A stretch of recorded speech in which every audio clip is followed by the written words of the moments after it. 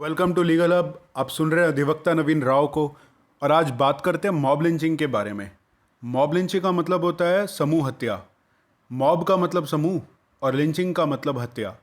तो ये जो मॉब लिंचिंग है, समूह हत्या है, ये निकल कर आती है जब हमारा कानून हमारे कानूनी कार्रवाई नहीं करता है। प्रोसिक्यूशन और प्रोसिक्यूशन के बारे में जानते हैं, क्योंकि कानून प्रोसिक्यूशन और प्रोसिक्यूशन दोनों से रिलेटेड है। प्रोसिक्यूशन का मतलब होता है उत्पीड़न या अत्याचार, और प्रोसिक्यूशन का मतलब होता है कानूनी कार्रवाई।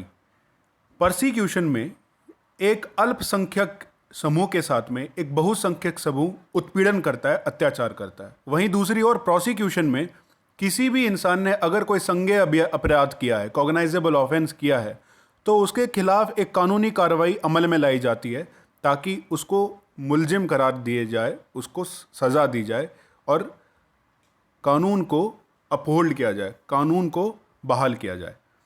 तो इसके लिए हमें जानना पड़ेगा कि प्रोसिक्यूशन और प्रोसिक्यूशन दोनों में जो बेसिक फ़र्क है वो है एक कोर्ट का, जिसमें कानूनी कार्रवाई अमल में लाई जाती है, जहां एक जज होता है। वो जज अपना न्याय देता है दोनों पक्षों को सुनकर कानूनी रूप से। वहीं दूसरी ओर प्रोसिक्यूशन में अत्याचार होता है, एक कार्रवाई होती है जो अत्याचार के माध्यम से होती है। उसमें अल्पसंख्यक इंसान पे या अल्पसंख्यक समूह पे किसी समजातीय विशेष या धार्मिक विषय या किसी भी विचार के कारण वो जो बहुसंख्यक हैं वो उस पर हमला करते हैं, उत्पीड़न करते हैं, अत्याचार करते हैं। तो ये बात इसलिए आज टॉपिक में मैं बात कर रहा हूँ क्योंकि हाल ही में देश भर में कई जगहों पर मॉब लिंचिंग की घटनाएं हुई हैं। झूठी अफवाहों के चलते भीड़ ने कई लोगों को मौत के घाट उतारा है। आखिर अचानक इतने लोग एक साथ एक ही मकसद से कैसे इकट्ठा हो जाते हैं, ये जानने की बड़ी ज़रूरत है। देखिए, भीड़ का जो मनोविज्ञान है और उसका जो सामाजिक विज्ञान है, एक छोटा सा हिस्सा रहा है, एक ऐसा हिस्सा जो अजीब और पुराना तरीका है जिसकी प्रासंगिकता समाज में स्थिरता लाने और कानून व्यवस्था के ऊपर भरोसे के बाद ख़त्म हो जाती है। मतलब जब आपका कानून व्यवस्था पे भरोसा ख़त्म हो जाता है, तब ऐसा जो समूह है, चाहे वो अल्पसंख्यक समूह है चाहे वो बहुसंख्यक समूह है, ऐसा समूह उत्पीड़न या अत्याचार के ऊपर आ जाता है, क्योंकि वो कानून व्यवस्था, कानूनी कार्रवाई पे भरोसा नहीं करता। वो अपने विचार पे, जो उसका कानून है, जो उसका विचार है, उसको ठीक मानते हुए वो कार्रवाई करता है जो उसे अच्छा लगता है। तो मॉब लिंचिंग के बारे में जाने तो मॉब लिंचिंग का मतलब होता है भीड़ हत्या, और इसको अंग्रेजी में कहें तो लिंच का मतलब है if a crowd of people lynch someone who they believe is guilty of a crime, they kill them without legal trial. और मॉब का मतलब है a large angry crowd, specially one that could easily become violent. तो इसका हिंदी में अर्थ होगा जब अनियंत्रित भीड़ द्वारा किसी दोषी को उसके किए अपराध के लिए या कभी कभी मात्र अफवाह के आधार पर ही बिना अपराध किए ही तत्काल सजा दी जाए अथवा उसे पीट पीट कर मार डाला जाए, तो ऐसी भीड़ द्वारा की गई हिंसा या मतलब ऐसी भीड़ द्वारा की गई मॉब लिंचिंग को मॉब लिंचिंग कहा जाता है, भीड़ हत्या कहा जाता है। तो इस तरह की हिंसा में किसी कानूनी प्रक्रिया या सिद्धांत का पालन नहीं किया जाता और यह पूर्णतः गैर कानूनी होता है, जिसमें किसी भी कानूनी कार्रवाई या अभियोजन का कोई रोल नहीं होता, उसमें किसी भी कानूनी कार्रवाई का उपचार नहीं होता। तो देखा जाए तो बढ़ती जो तकनीक है हमारे देश की, जो आज के टाइम में जो टेक्नोलॉजी है, इंटरनेट की टेक्नोलॉजी है, इसका बड़ा रोल है, क्योंकि दोनों ही मामलों में तकनीक इस गुस्से के वायरस को और फैलाने का काम करती है। तकनीक के इस्तेमाल से अफवाहें तेजी से फैलती हैं और एक दूसरे से सुनकर अफवाह पर भरोसा बढ़ जाता है, एक विचार पैदा हो जाता है जो उस अफवाह पे भरोसा बढ़ा देता है। तो पहले तकनीक का विकास बहुत ज़्यादा न होने के चलते अफवाहों से ज़्यादा खतरनाक रूप नहीं लेती थी, अफवाहें इतनी नहीं थी पहले। लेकिन अब क्योंकि डिजिटलाइजेशन बढ़ गया है, तकनीक बढ़ गई है, तो छोटे शहर या दूर दराज के जो गांव हैं वहाँ ये छोटी छोटी विचार, छोटे छोटे अफवाहें भयावह तरीके से काम करती हैं। ये साफ है कि हिंसा के ये जो तरीके हैं एक महामारी जैसा है। मतलब हर बार शुरुआत एक जैसी होती है, हिंसा का तरीका एक जैसा होता है, हर मामले में अफवाहें आधारहीन होती हैं और फिर ये अफवाहें एक तरीका एक दूसरे की जगह पहुंचने का अपना लेती है तकनीक के माध्यम से।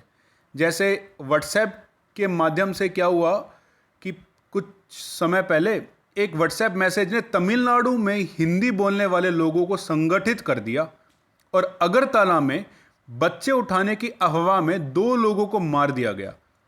इस सब के पीछे सोशल मीडिया जिम्मेदार था। तो क्योंकि सोशल मीडिया हमारा 4th पिलर ऑफ डेमोक्रेसी है, तो यहाँ सब कुछ बहुत तेज़ी से होता है। मीडिया के थ्रू, तकनीक के माध्यम से बहुत तेज़ी से होता है। किसी को शक हुआ, उसने मैसेज भेजा और भीड़ जमा हो गई। ऐसे में न्याय होने की संभावना न के बराबर हो जाती है।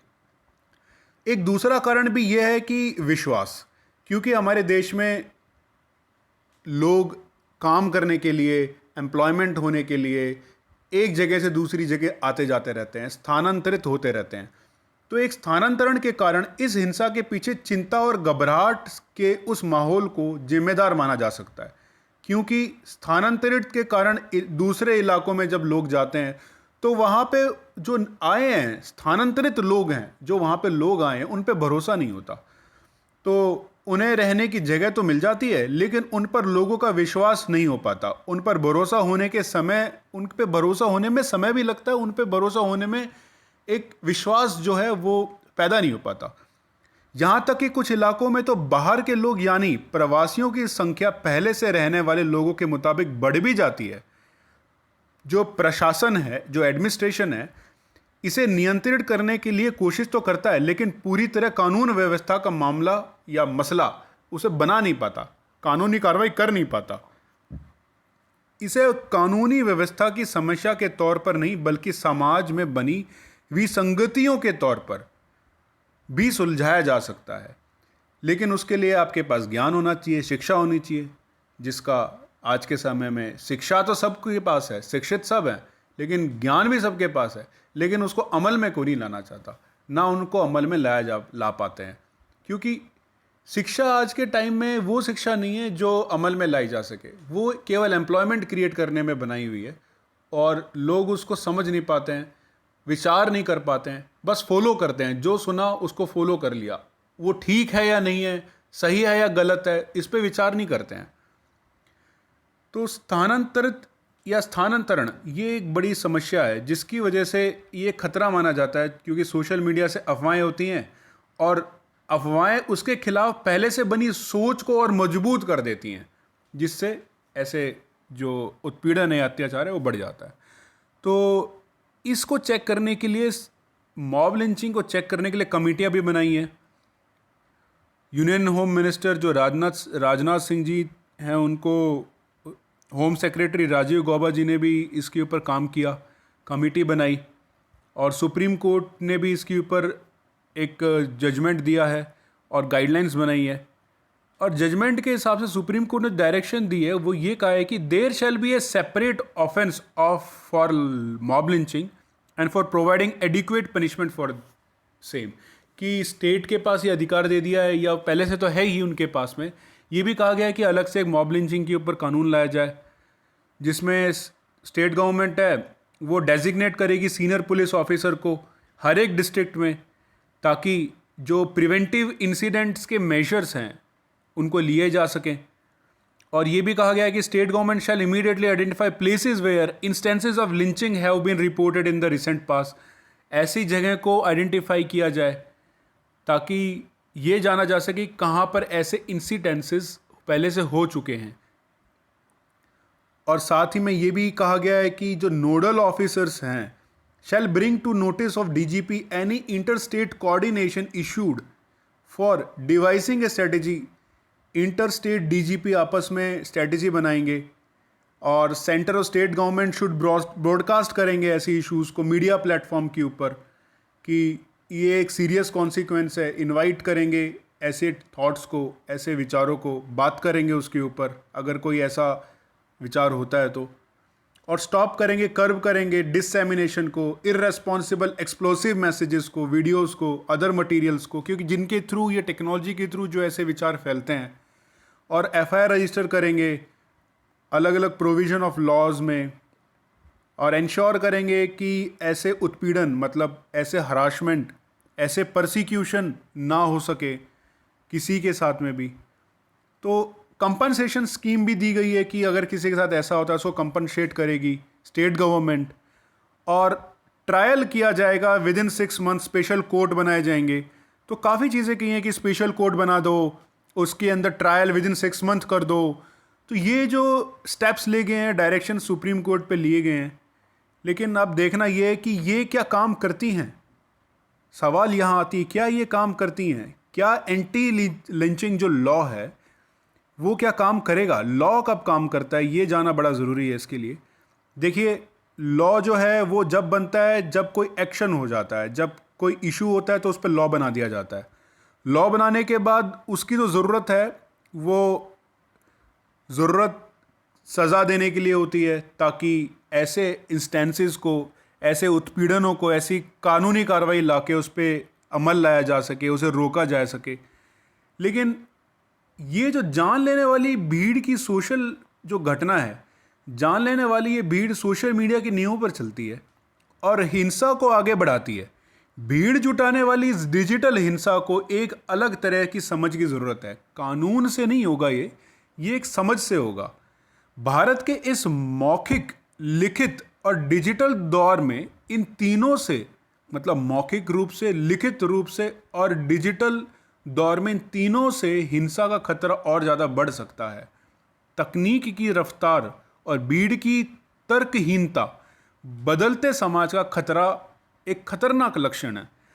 तो मॉब लिंचिंग के क्या कारण हो सकते हैं हम वो जानें। तो मॉब लिंचिंग के कारण है कि पुलिस व्यवस्था या कानूनी कार्रवाई की जो व्यवस्था है उसका कमज़ोर होना, समाज में उसका विश्वास ना होना कानूनी कार्रवाई पे, आपराधिक मामलों के निपटारे में लेट लतीफ़ी से बढ़ता भीड़ का हौसला, क्योंकि भीड़ का हौसला जब बढ़ता है उसको पता है कि कानूनी कार्रवाई में कुछ होना नहीं है, समय लगना है, तो वो अपने ही कानून बनाती है, वो खुद ही जज बन जाती है और खुद ही कानूनी कार्रवाई करके उसी मसले को वहीं पे ठीक कर देती है।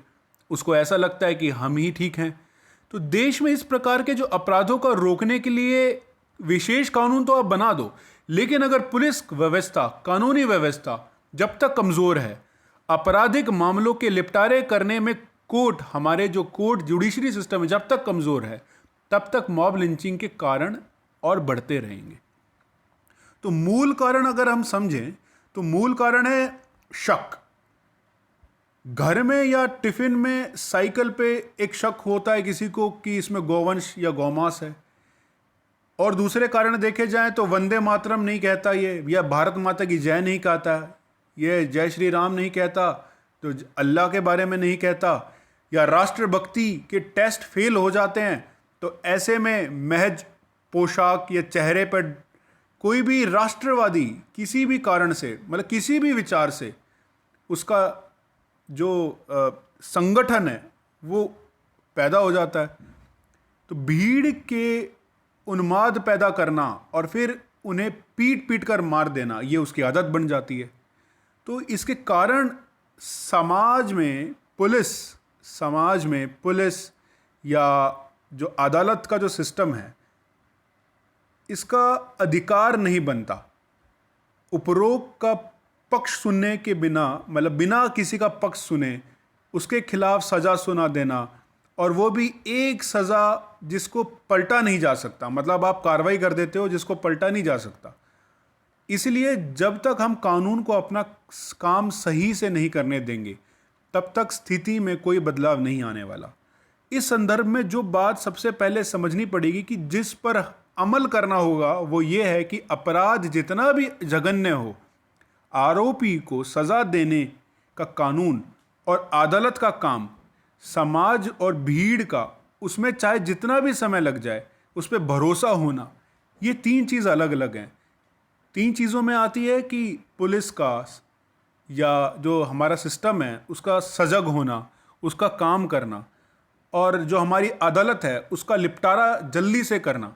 और इससे जो विश्वास हमारे समाज में जाएगा, भीड़ में जाएगा, तो ये जो चीज़ें अपने आप ख़त्म हो जाएंगी। क्योंकि समाधान तो संवैधानिक रूप से ऑलरेडी दे ही रखा है, पहले से है ही हमारे आईपीसी में 302 के अंदर हत्या 307 में हत्या का प्रयास, 323 में जानबूझकर घायल करना, 147 से 148 में दंगा फसाद, 149 में आज्ञा के विरुद्ध इकट्ठा होना और 34 में सामान्य आशय मतलब भीड़ का इकट्ठा होना, दो लोग का इकट्ठा होना। तो ये इनका निपटारा तो हमारे संविधान में, कॉन्स्टिट्यूशन में ऑलरेडी दे रखा है। उनका कानून स्पेशल आप बनाते हो, आजकल अलग अलग स्टेट्स कानून बना रहे हैं, तो कानून बनाने से भी होगा, लेकिन वो जाना कोर्ट में ही है, अदालत में ही जाना है। और अदालत में जाके जब तक उसका जल्दी से निपटारा नहीं होगा, सही निपटारा नहीं होगा, तब तक विश्वास उस भीड़ पे नहीं आएगा। भीड़ अपना कानून बनाएगी और भीड़ अपना काम करेगी। यह सब तो ठीक होता है जब कानून प्रत्यक्ष रूप से काम नहीं करता। नगर पालिका या न्यायपालिका दशकों तक फैसले नहीं करती, और फिर अगर करती भी है तो धमकी के कारण गवाह मुकर चुके होते हैं, समय लगता है उसमें। लिहाजा न्याय मूक दर्शक बन गई है आज के टाइम में। जो हमारा जस्टिस सिस्टम है वो बहुत स्लो है, स्पीडी जस्टिस नहीं है। पिछले टाइम कुछ समय पहले भी सर्वोच्च न्यायालय ने कहा कि भीड़ के जो न्याय के खिलाफ सख्त रुख दिखाया जाना चाहिए, लेकिन घटनाएं फिर भी क्यों बढ़ रही हैं? इसका कारण ये है कि सख्त रूप कागजों में है लेकिन न्यायिक प्रक्रिया में नहीं आया है। जब तक सख्त रूप न्यायिक प्रक्रिया में नहीं आएगा, जब तक हम न्यायिक रूप से जस्टिस सिस्टम के अंदर बदलाव नहीं करेंगे, स्पीडी जस्टिस नहीं करेंगे, तब तक हमें ये जो चीज़ें हैं कम नहीं होंगी। भीड़ का जो न्याय है उसी तरीके से बढ़ता जाएगा, क्योंकि लोग एजुकेटेड कम है, और एजुकेटेड है तो समझ कम है, थॉट प्रोसेस कम है। इसकी वजह से ये इश्यूज बढ़ते रहेंगे। तो ट्रायल जो प्रोसेस है, जो कानूनी कार्रवाई या अभियोजन है, वो हमें देखना ज़रूरी है कि वो एक सशक्त हो और स्ट्रांग बने, लीगल जस्टिस सिस्टम और स्ट्रांग बने। जब तक वो नहीं होगा तो ये प्रॉब्लम्स और बढ़ेंगी। किसी ने एक बड़ा अच्छा विचार रखा था कि डर लगता है अब इस धरती पर जीने में, इंसान अब यहाँ शैतान बन गया है, अपराध होता है यहाँ खुलेआम ही, कानून का ना कोई डर रह गया है, धर्म के नाम पर लड़ते झगड़ते हैं पर धर्म का ना कोई पालन कर रहा है। अलग क्या हो मेरे भारत महान का, राजनेता तो यहाँ बस राजनीति कर रहा है। तो एक बड़ा ही अच्छा ये लिखा किसी ने कि हिंदू था या मुसलमान था, वो जो भी था इंसान था, देखते रहे तमाशा उसकी मौत का, यहाँ जिंदा मुर्दों का कब्रिस्तान था। अब तक भेदभाव धर्म जातिवाद बेकार ही शहीदों का बलिदान था। मर गई इंसानियत बीच चौराहे पर, जिसका जिम्मेदार कौन सा भगवान था। मुजरिमों को हिरासत और फिर बरी, बस इतना ही मेरे देश का संविधान था। ये लास्ट का जो शब्द है बड़ा मजबूत शब्द है। मुजरिमों को हिरासत और फिर बरी, बस इतना ही मेरे देश का संविधान था। तो हमारे देश के संविधान, हमारे देश के न्यायपालिका को, हमारे देश के कानून पालिका को ये देखने का समय है कि वो स्पीडी जस्टिस, स्पीडी ट्रायल करे और लोगों में अब एक विश्वास जो है वो बढ़ाए, ताकि लोग उसका भरोसा करें और लोग उस पर कानूनी कार्रवाई और अभियोजन पे भरोसा करें और माने इस देश के कानून को, अपने हाथ में कानून ना ले। तो इसका कंक्लूजन यही है कि हमें जानना होगा, हमारे कानून पे भरोसा रखना होगा और अपने हाथ में कानून ना लें, यही ज़रूरी है। तो जितनी भी ये कार्रवाई होंगी मॉब लिंचिंग की, उसके बाद में यही पिक्चर आने वाली है। सब लोग प्लाकार्ड लेके, अलग अलग तख्ती लेके खड़े हो जाएंगे और स्टॉप कहेंगे, भगवान को ताने देंगे, धर्म को ताने देंगे। लेकिन असलियत तो यही है कि हमें हमारे कानून के ऊपर हमें ज़रूरी है कि उस पर सख्ती की जाए, कानून को, जस्टिस सिस्टम को, न्यायपालिका को सख्त किया जाए और उस पर एक भरोसा क्रिएट हो, एक भरोसा पैदा हो समाज का और उस समूह का, ताकि ये सब ना हो। और साथ ही साथ शिक्षा प्रणाली को मजबूत करने की बहुत ज़रूरत है। तो तकनीक और न्यायपालिका ये दोनों बड़े ज़िम्मेदार हैं आज के इस समय में। तो आशा करते हैं कि ये आगे आने वाले समय में ठीक होंगे और ज़िम्मेदारी से काम करेंगे। तो मैं अपने इस वीडियो को यहीं ख़त्म करता हूँ। आप सुन रहे थे अधिवक्ता नवीन राव को। धन्यवाद।